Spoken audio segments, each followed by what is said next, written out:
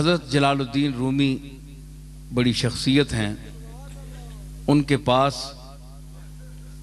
शाम को खादिम हाजिर होता था तो आप पूछते थे कि आज हमारे लंगर में कुछ बाकी है, कुछ रह गया, ये उनकी सीरत में है। तो अगर वो कहता है जनाब कि कुछ इतने पैसे या आटा या कोई चीज़ बच गई है, मौजूद है, तो फरमाते मौलाना रूमी गमगीन हो जाते, कहते कि आज मेरे घर से शद्दाद और फिरौन के घर की बू आ रही है, ये माल क्यों बचा? अर्ज करते हुजूर कोई मांगने वाला आया ही नहीं, कोई मुस्तहिक आया ही नहीं, तो चीज़ बच कर रह गई है, अब हम क्या कर सकते हैं? फरमाते कि नहीं, नमरूद और हामान के घर की मुझे खुशबू आ रही है, ये क्यों बचा? और जब कोई आकर ये कहता कि सरकार आज कुछ भी नहीं बचा, तो फरमाते कि आज मुझे कमली वाले के घर की खुशबू आ रही है।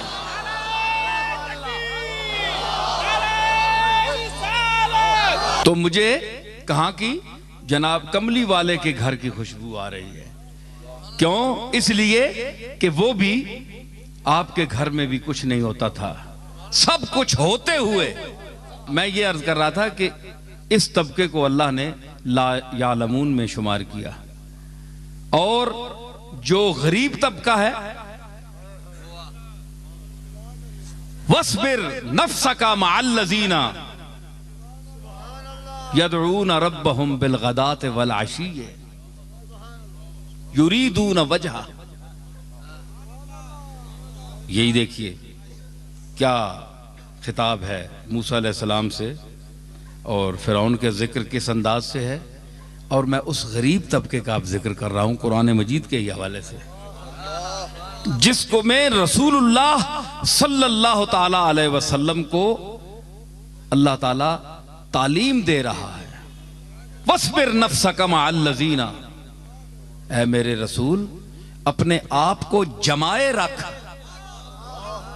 मुत्तसिल रख, मअल्लज़ीना यदऊन रब्बहुम बिलगदात वल अशीय्य, जो अपने रब को पुकारते हैं रात और दिन, और सिर्फ उसकी रजा के तालिब हैं। तफसीरें उठाकर देख लें कि वो तबका कौन था। हजरत खबाब थे, जनाब अबू हुरैरा थे, हैं जी, अम्मार थे, बिलाल थे, सुहैब रूमी थे। ये वो तबका था जो गरीब तरीने हल्का सहाबा था, जिनके पास ना कोई खाने की रोटी थी। उलमा ने लिखा कि ये असहाबे सुफ़ा जो 70 आदमी वहां बैठा करते थे सरकार के जलवागाह के सामने, तो वहां जो बैठे रहते थे और जो टिकटिकी बांधकर दरवाजे की तरफ देखते रहते थे। कुछ पैसा नहीं था, न कोई खाने को, न ओढ़ने को, न बिछोना, कुछ भी नहीं, घर छोड़कर आए थे। कौन घर छोड़ता है? कौन घर छोड़ता है? ये आजकल भी एक तबका है जो चंद दिनों के लिए घर छोड़ता है। तो आप ये न समझें कि ये भी उन सहाबा के इत्तिबा में छोड़ रहा है, उनकी शान और है जी, वो और शान है, ये और अंदाज है, इसके पीछे और बड़ी बातें हैं। अल्लाह करे कि सही नीयत हो तो हमें खुशी होगी। लेकिन उनको देखिए कि जो घर छोड़कर कमली वाले के दरवाजे पर बैठे, हुजूर ने उनको क्यों मना नहीं किया? मैं यहां एक बात करता हूं, भाई इधर देखो मुझे, मैं अब जाने वाला हूं, जा रहा हूं मैं। हुजूर ने उन्हें क्यों मना नहीं किया? अपना घर छोड़ा, अपने बाल बच्चे छोड़ दिए, मेरे दरवाजे पर क्यों बैठे हो? जाओ अपने घर। कोई हदीस मुझे बताएं कि सरकार ने उनको उठाया हो? नहीं उठाया, बैठे रहे सारी उम्र, है जी। उन्होंने भी कहा,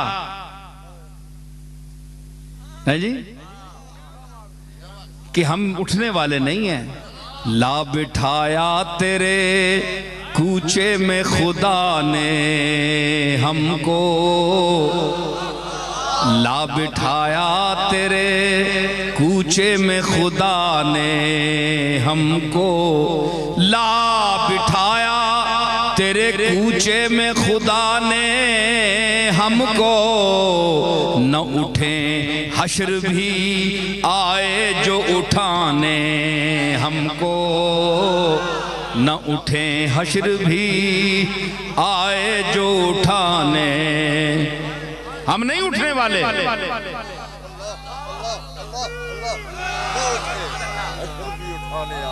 जनाजा बन के उठेंगे, तमन्ना बन के बैठे हैं।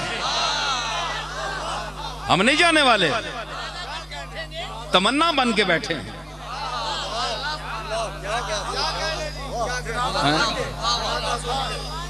तो हुजूर ने उनको उठाया नहीं, जाओ अपने घर बार जाओ, संभालो, बच्चों को देखो। आज जो कहते हैं तुम जाली के सामने क्यों खड़े होते हो, हुजूर नापसंद करते हैं। वहां ऊपर आयत लिखी हुई है, ला तरफऊ अस्वातकुम फौका सौतिन नबी। हालांकि ये बात नहीं है कि कोई वहां कोई गुस्ताखी के लिए ऊंची आवाज करता है। हर आवाज का ऊंचा होना तो गुस्ताखी नहीं है। तो जो तो तुम गले फाड़ फाड़ कर अल्लाह से मांगते हो, तो ये अल्लाह की गुस्ताखी है। अल्लाह बड़ा है कि रसूल बड़ा है?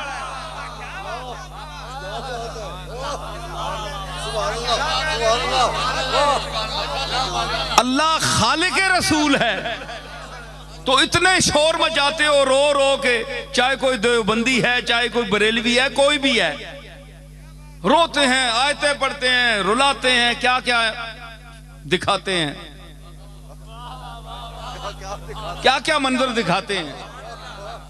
तो ये अल्लाह की गुस्ताखी नहीं है? अरे हया वालों को देखा है मैंने,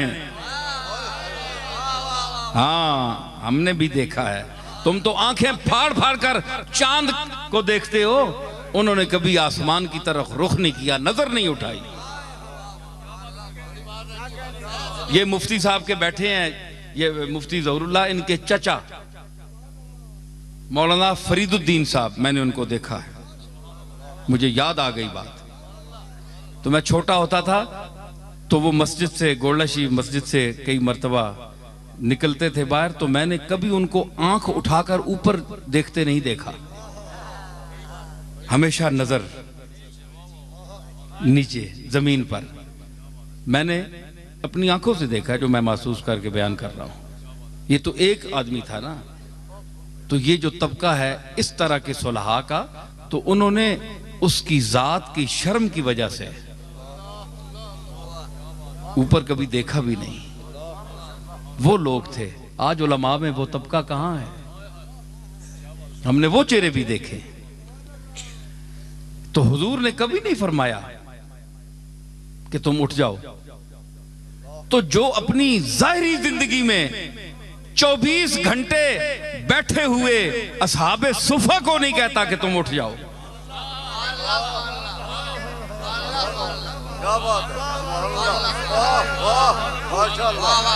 तो आज जाली के सामने जो फकीर बनकर उसकी जाली के सामने अपने दामन फैलाकर खड़े होते हैं, क्या आप ये तवक्को कोई कर सकता है जिसका दिमाग हाजिर हो, जो अक्लमंद हो, जो चब्बल न हो?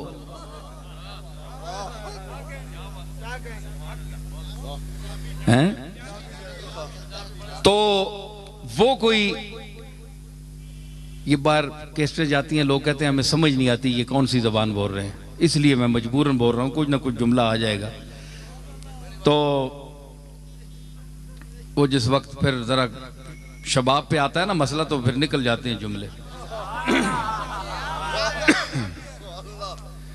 तो उसमें कभी आपने नहीं फरमाया, किसी बैठे हुए को नहीं फरमाया कि तुम उठ जाओ। ये तो तुम्हारे घर भी कोई आ जाए तुम उठाते हो? जो इतराज करता है वो घर से किसी आए को उठाता है या दरवाजा बंद करता है या कहता है जाओ दफा हो जाओ, निकल जाओ? तुम इतने तमीज वाले हो,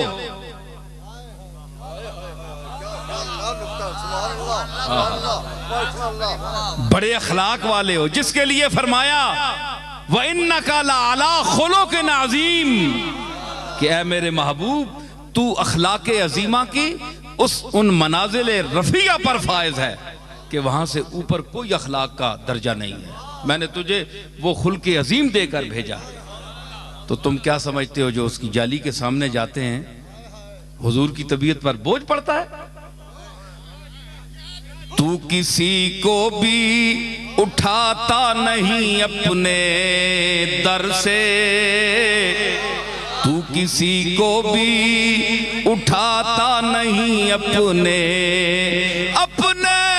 दर से, तू किसी को भी उठाता नहीं अपने दर से, तू किसी को भी उठाता नहीं अपने दर से कि तेरी शान के शाया नहीं ऐसा करना, कि तेरी शान के शाया नहीं ऐसा करना, कि तेरी शान के तेरी शान के तेरी शान के शाया नहीं ऐसा।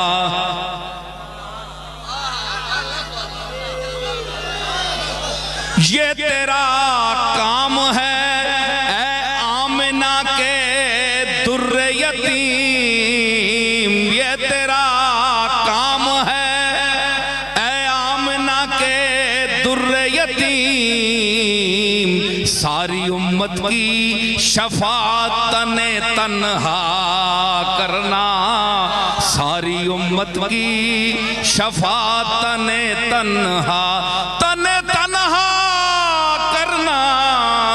सारी उम्मत की शफाअत ने तन्हा